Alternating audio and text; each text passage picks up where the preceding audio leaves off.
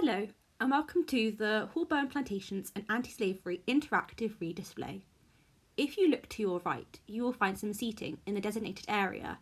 Feel free to sit, stand, walk, or whatever you like as you walk around this exhibition. This display shows the Holburne family connections to the plantations in the Caribbean through naval, career, and marriage. The Bulls, Lascelles and the Cusson family, on both sides of Sir William Holburne's family tree, we can see a large part of the wealth that has its origins from the British involvement in the slave trade.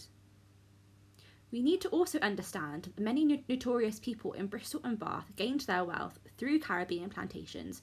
These are people such as the Pulteney family, William Beckford of Bath, the Blatherways at Durham Park and Edward Colston, to name a few. Before we dive in, we must understand the key islands and how they are linked to the Britain, the slave trade and the Holburne family.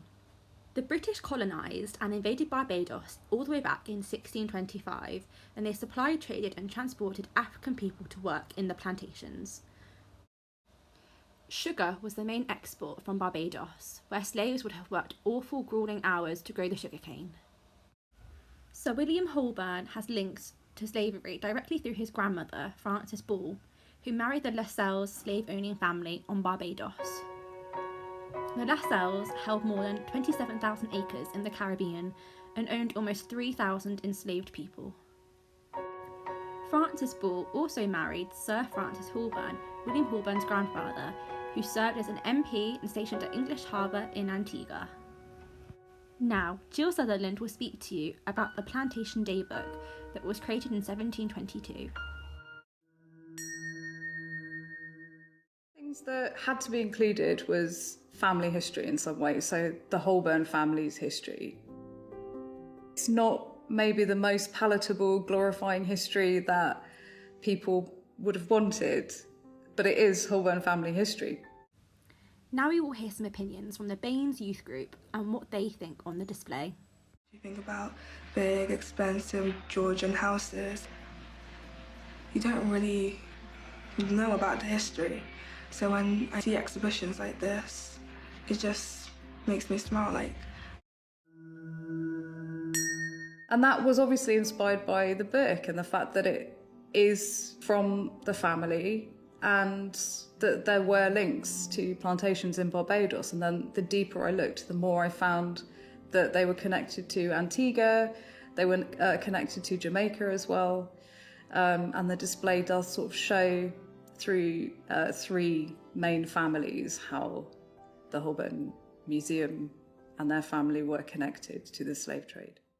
The most intriguing thing I think about our book is that pages have been cut out, which is really odd and surprising, and raises so many questions, like why did this happen?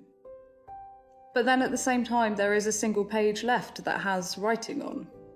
So it's just cocoa, candles and beef are the transactions left in the book. There's no names and there's no explanation obviously for why that's happened. What we've done is collaborated with Barbados Museum to reproduce some names of enslaved people on the plinth.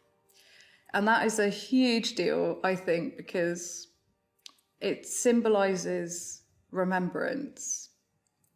And remembrance of memorialising this aspect of British history is something that just isn't done. It just doesn't happen.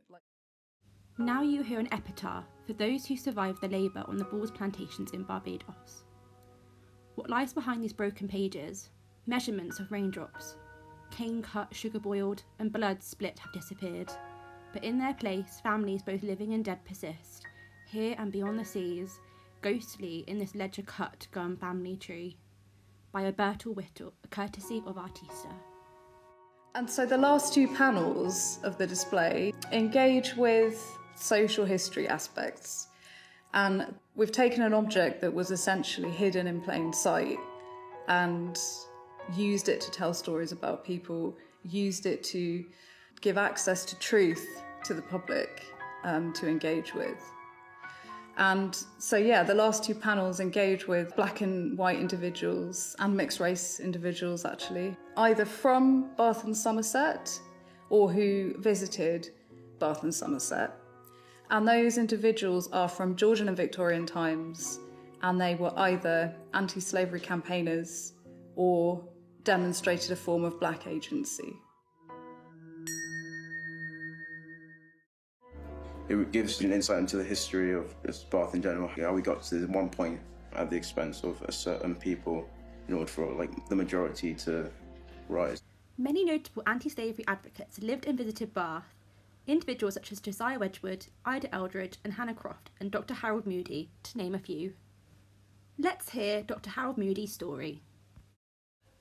My name is Dr. Harold Moody. I was born in Jamaica 1882 before I moved to Britain to become a doctor in 1904. I had to set up my own practice in London to help those who were poor, as there was no National Health Service in my day.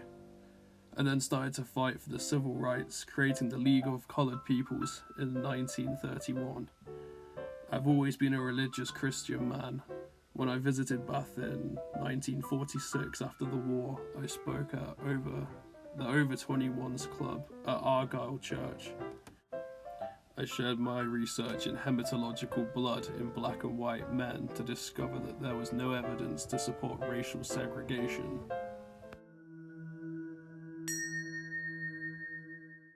Unaware of the scale that had gone on in Bath, and I think that would have made me see my city that I grew up in so differently.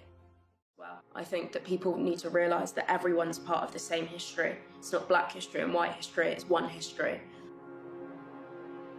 I'm very proud and excited that this is a permanent display because it's something that can be engaged with over a long period of time.